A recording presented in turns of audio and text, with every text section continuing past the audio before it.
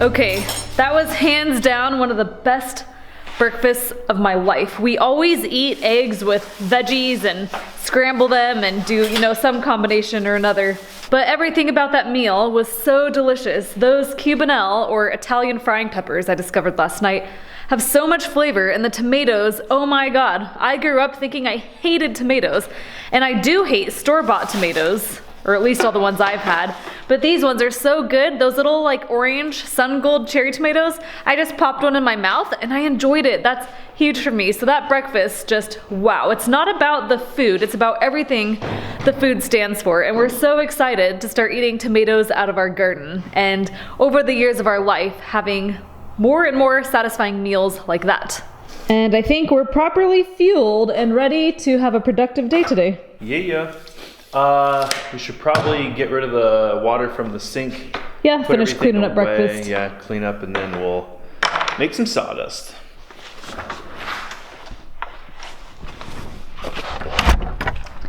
It's really smoky today, guys. We can't even see our local mountains, that's it.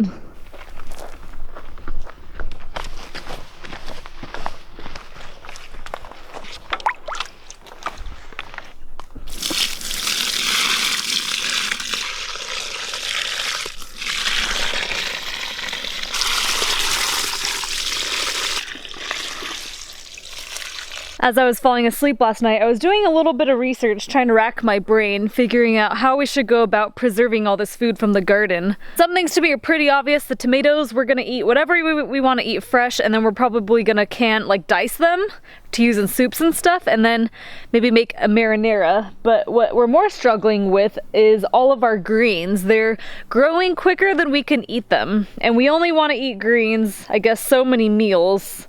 And I made the discovery last night that you can blanch them. Basically, dip your greens in boiling water for 2 to 3 minutes, and then you dip them in cold water to stop the cooking. You dry them, and then you could freeze them. A lot of people like putting them in a vacuum sealer, which I think we're not opposed to getting one of those once we see how it could benefit our life. And then you're not forced to eat them, and you can save them for a rainy day. Basically, what happens when you blanch them is you kill off anything on the surface, maybe like bacteria. You also kill the enzymes, as I understand it, so that when you freeze it, it basically stops the further ripening process or the rotting process, whatever you want to call it. Also helps it retain its texture and its color and all that good stuff. I'm sure some of you guys out there are like, duh, Alyssa, how did you not know about blanching? This might be life-changing to us. If you haven't heard about it, maybe it's life-changing to you too. I don't think Jesse knows that I also brought dessert out. Nothing like a couple of these babies after a good meal.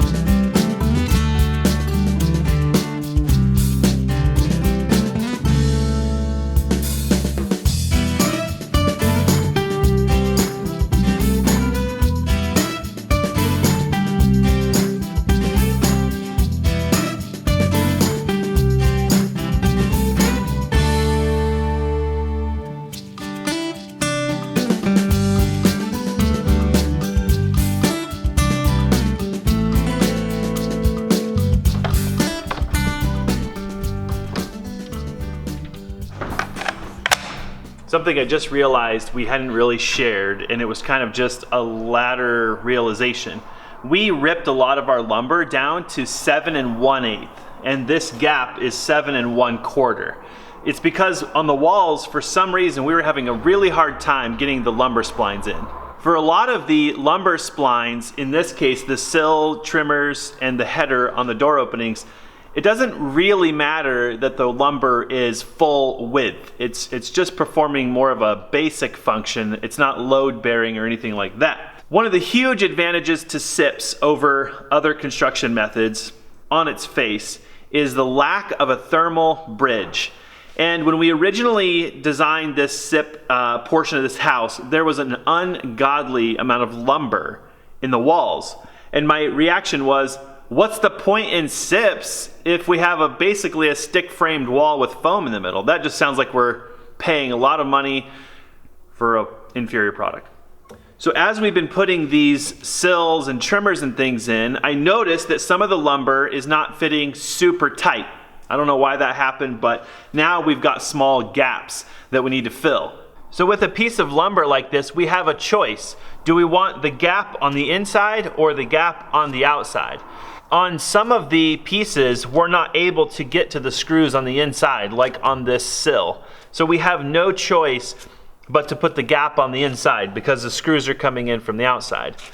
That means that this piece of lumber could cause a thermal bridge, right? Because it's basically connecting the sheeting, the sill to the inside, and it's a very nominal loss of energy, but it's present.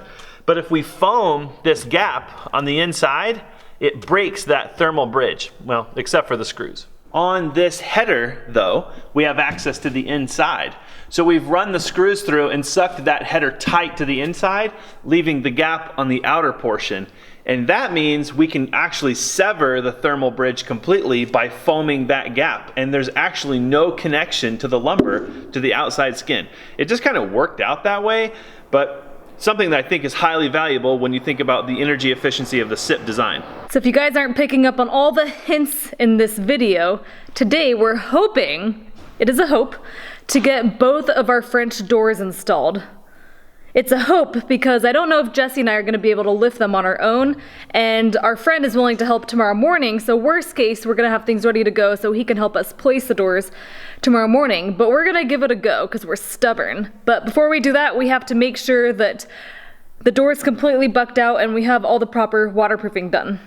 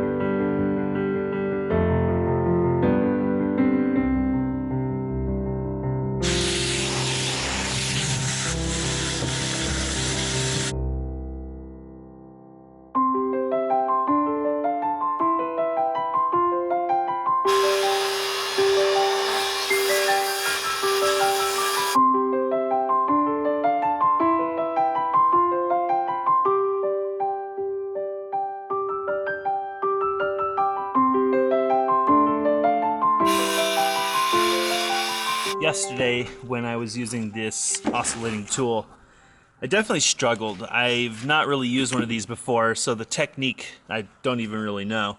And obviously it's different for each material. There's a couple of different blades. There's what they call a flush cutting blade, which is this guy. And then they also have the plunge cutting blade, which is this guy. And ironically, I actually found today so far that when you get the correct angle, much like the angle you would use on a regular handsaw, the plunge cutting blade seems to flush cut better than the flush cutting blade. And it really just comes down to two things. One is emptying the gullet, and then two, kind of where the oscillating motion is. Even though this blade is round, the oscillation is not equal on all sides of the blade. Think about that for a minute. The oscillation happens really at the tip here where it's moving back and forth, left and right, kind of like you would a handsaw. But down here on the corner of the arc, it's not moving that way. It's moving very differently. Of course, this blade can be turned in the tool, so you can utilize, a good part of that blade.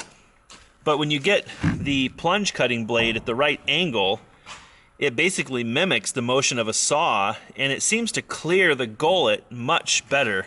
And you end up with a lot less smoke and kind of just loading up of the teeth. The plunge cutting blade doesn't seem to have a way to get that angle, and so it tends to load up and the gullets don't clear out very well.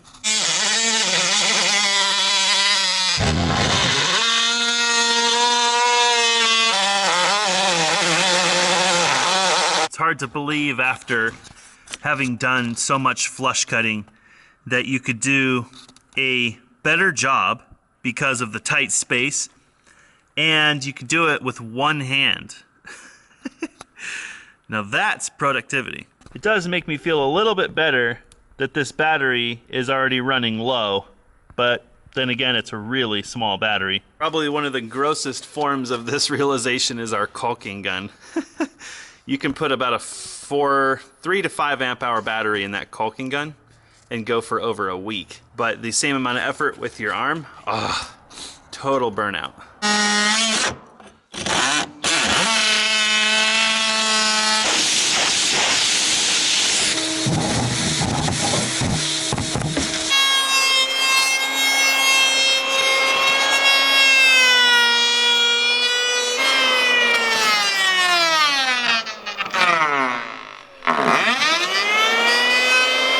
Basically, this lumber that we put in here for the sill's all warped and stuff. Yeah. So in order to get the sill, which will be the warm board level, I have to shim one side way up. And the net effect is the warm board sticks up a 1/4 of an inch because this board. Yeah, so playing it down instead. So yeah, I'd rather just take this down. Even if I still have to shim, that's fine. I just don't want to shim and lose a 1/4 of an inch on the bottom. But yeah, I think with this door, it's so big, so heavy. We're going to be putting a jam sill guard in, which we'll talk about more later. But I think what we want to do is set the door right in the sill guard. We don't want to shim it. You don't want to be shimming the bottom of this door if you don't have to. So if I can get the sill perfectly level, all we have to do is square the door, plumb it, we're done.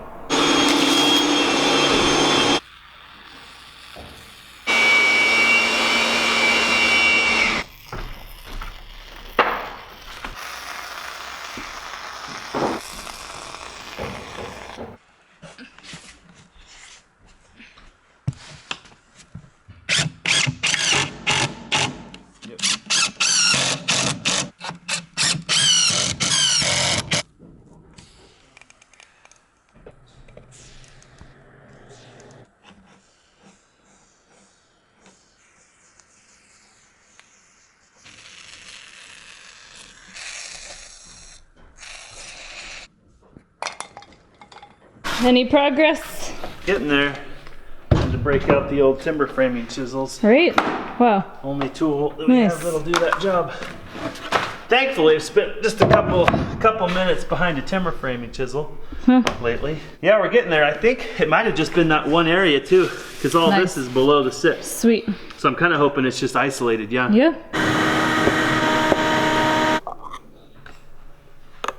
Do you like your huckleberry smoothie now or later? Later. Later. What? These are our last huckleberries in the freezer that are for eats. The other gallon we have, not gallon, the other 8 cups we have is for mead. Did you test fit my warm board? Oh yeah. And it fits? Fits. Sweet. Oh yeah.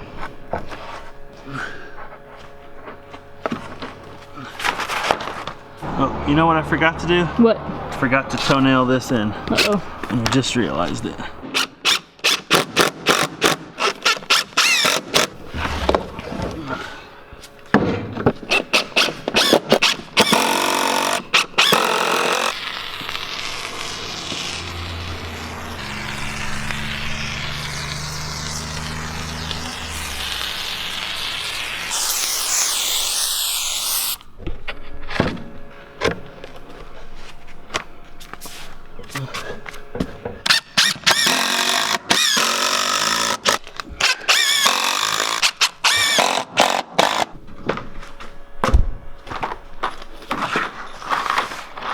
Bueno. Very bueno. Sweet.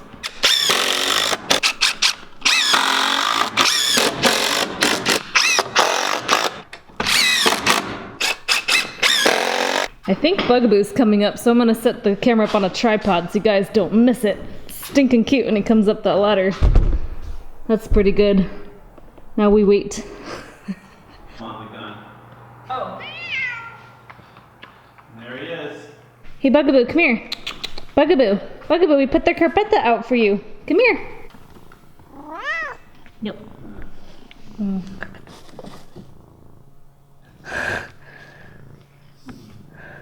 Oh my goodness. Come on. That's pretty good.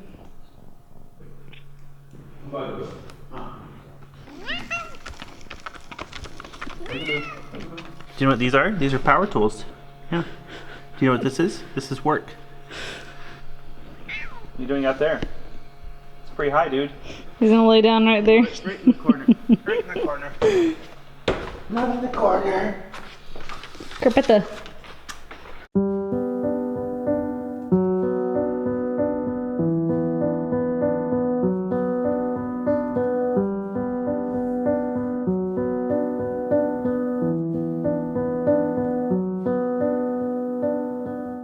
Boom.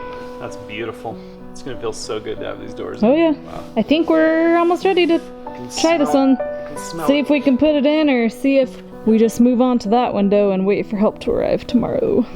When we originally purchased our doors, we had intended to put a metal sill pan in here, a one-piece custom bent on top of all the flashings and everything. Just because doors, the threshold's gonna get wet. You're gonna walk in the rain, you're gonna walk mud, snow. So it just makes sense to put something that will absolutely prevent water from getting to the sill and also getting inside. Turns out the door company who we bought our drawers through, for whatever reason, at the last minute realized that they're not able to custom bend the pieces that we wanted. But they did order us a similar product that will do the same job, except for it's a vinyl ABS product, or PVC, I guess. What's nice about it is that it's adjustable, so you can get it fitted tightly, where a custom bent one, it's always gonna be a little bit here and there.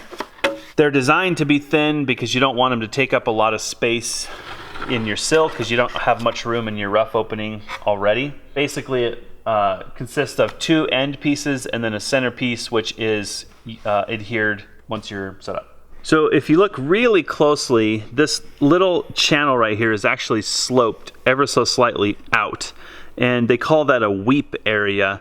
So water can move around in this tray, and if it gets to one of these weep areas, the slope is out. So even if your sill is perfectly level, this guy's gonna help shed the water away from the house. So there's not a lot to do here. We don't need to fasten it or anything like that. The door just sets down in the sill pan. And this basically mimics the one-piece flashing that we did with the zip stretch tape. So a single piece goes around the corner, looking pretty good. These do come in custom or standard door widths. So if this is correct, we shouldn't even have to cut or anything. The centerpieces should just fit. Cool. So this is actually for a 78-inch rough opening, and ours is 74.5. So we'll have to trim this just slightly. But it looks like it sits down nicely in that little groove over there, doesn't it? So it looks like a pretty nice one piece. When we're all done with that, we actually will use a PVC cement like you would use for PVC pipe to cement this together. And just like pipe, it becomes a single piece and it's waterproof. It finally happened, guys. We thought we were gonna get away with it. Our rough openings are too small. That's not entirely true. They're actually exactly what the doors are, which means they're too small. They're small enough that we can't put those sill pans in that we just talked about, because those take up probably 1/8 of an inch, not gonna fit. And we really do want a buffer around our door so that we could shim it if necessary, and then ideally, you do want a little bit of gap at the top to foam. But as quick as we found the problem, we also found a solution that's genius. So there was a lot of chin scratching and head scratching going on, trying to figure out what the heck happened. We were paranoid about this the entire time. We're doing the lumber splines and stuff, and we figured it out. At the top of the header panel for the doors, the gap at the top of that panel is a little bigger than it should be. It's a little bigger than all the other panels. And guess what? The other door is the same way, probably because we got the measurements off of this door and away we went. And how much are we talking? 1/2 inch. 1/2 inch is all we're off. But that door won't fit because that's how big the rough opening is compared with the door. So we sat here and scratched our chin. I tried to talk Alyssa into lowering the sill because we have an 1.1 underlayment in the sill now. We could put 3/4 in there, which would drop us down 3/8 of an inch. It's not a lot. It would let us get the door in there, but we're gonna have to walk away from the jamb sill guard. We sat here and scratched our heads. We thought, what if we use a bandsaw to rip the header down, scratchity scratch, and then we realized all we have to do is snap a chalk line, take the hardware out, rip with a skill saw on both sides, and then we should be able to finish that with the Sawzall. Something else that came up that we forgot to share is jamb depth. We talked a little bit about it when we installed the man doors. So these French doors have a 4 9/16 jamb, which means that if we put the nail fin where it belongs on the outside of the house, the jamb inside will be 4 9/16 of an inch, which means that the jamb will stop about right there, which means this entire portion of the interior of the rough opening will need to be trimmed out with what's called a jamb extension. Why does that matter? Jamb extensions aren't that big of a deal, especially on windows. But on a door, it matters because this is where the hinge is going to be. And so we're concerned that if we have this 4 9/16 jamb French door and you open the door, it's gonna hit the rough opening. And that's all the farther you'll be able to open a French door. I don't know about you guys, but when I open a French door, I kind of have this vision that the door opens farther. It opens in. So we did a little bit of measuring and testing yesterday, and with the width of the rough opening, the width of the jamb, etc., the hinge will actually be a little over an inch in from the rough opening. So we're going to have to get creative with the jamb extensions. They're going to have to taper so that they meet fairly close to the corner here. But with doing that, we should be able to get the doors to open about there, an angle something like that. That's good enough. What we're concerned about is that we may not be able to find a French door. I know we're asking this question now that our custom French doors are sitting here. With this depth of jamb, there's probably one somewhere in the world. Apparently, this company that we ordered doesn't even make jambs this deep. It would be so custom. Yeah, I don't know. They say they don't even have one. So we had to make a decision whether we're okay with that. And I think what I just shared with you means it's going to work. But we're not going to have these French doors that open all the way in to the inside wall. To bring in furniture, you don't need them to open much wider than that per se. And if you want to throw some giant house party, which we aren't really those kind of people, you might want to open both the doors so you could just walk in and out. If it's summer, you're going to want to keep the doors closed. If it's winter, not going to want to keep them open. And spring and fall are just so like hit or miss with weather. We really just don't see us keeping the French doors like wide open. That'll let all sorts of bugs in and stuff, so we feel like that's something we're willing to settle on. And maybe we're not even settling, I don't know, I guess we just haven't given it any thought. A lot of people have asked us whether SIPs are worth it and asking us to do some sort of comparison versus stud framing or stick framing. And we're keeping a detailed list. I'll just say that. We're keeping a detailed list of things we've learned through SIPs. And one of those things was wall thickness. When we first ordered our SIPs, everyone thinks thicker's better. Thicker's better, right? We wanted a thick roof, thick walls, thick, thick, thick. Yeah! More insulation, yeah! And then we started to deal with doors and windows and we're like, frick, nobody builds 8-inch thick walls. Right. They seem to be very uncommon. 2x6 is gonna cost you more. 2x4 you can get at any building center anywhere, but 8-inch thick, we have been bashing our heads against those even things. our window company, we went like with their super duper top tier windows, and they don't do jamb extensions to the width of our walls, so automatically we're marrying to doing all of our own jamb extensions, which is just one more step to having like a finished looking home. We will have to do a ridiculous amount of trim in this house because of the wall thickness. If we would have gone with something more flush, we could have just trimmed out the windows and been done with it. That's it, guys. That's all we're off. 1/2 inch.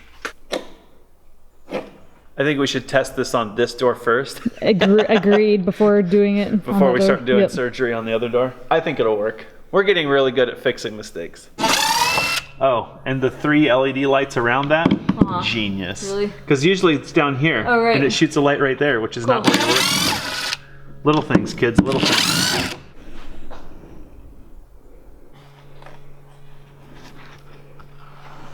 Good? Mm-hmm.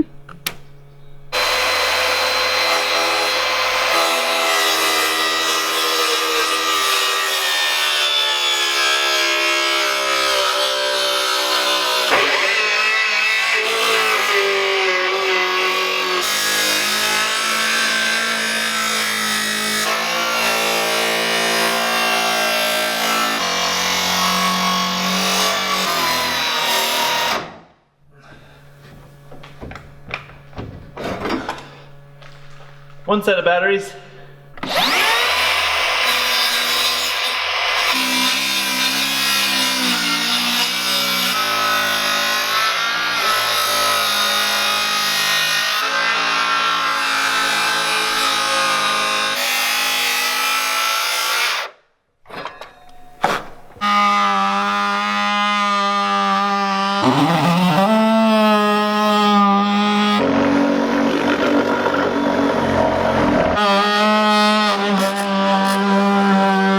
Oh, it's sexy.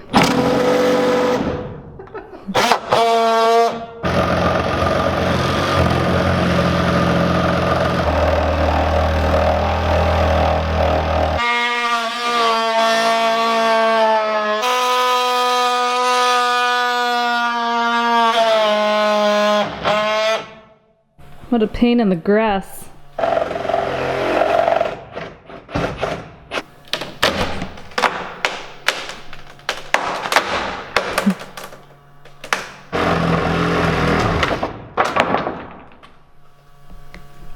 And that's how you modify a SIP rough opening.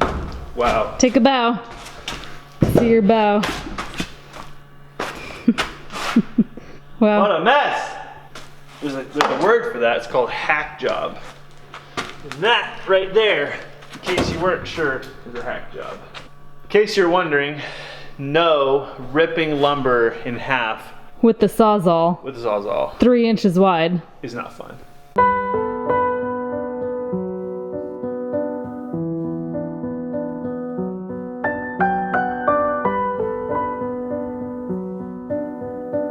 Well, we got this, what do we call this? The sill. We got the sill installed, Yeah. and it looks like we're gonna wanna take a chainsaw. We're gonna try a different strategy to get us a full 1/2 inch clearance above our door, but it's getting pretty late, so we think we best tackle that in the daylight. Yep. So we're gonna waterproof this door, and then tomorrow we'll finish her up and get them in. Mark our words. You're gonna want to see tomorrow's video. Oh, it's gonna be fun. It's either gonna be really good or really bad.